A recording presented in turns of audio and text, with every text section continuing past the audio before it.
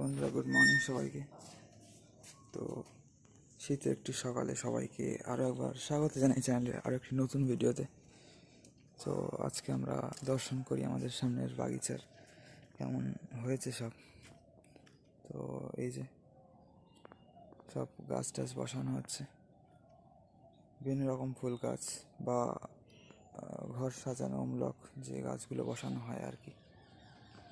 এবং বিশেষত সেই জিনিসটা আছে দেখানোর আপনাদের, এই যে গাছটা শীতকালে লাল পাতা বেরোয় সেইটা দেখানোর জন্য, ঠিক আছে।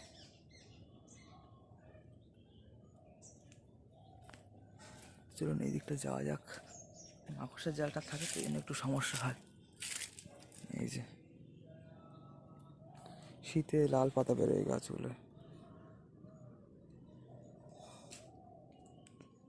যেন দেখতে খুবই আকর্ষণীয় লাগে।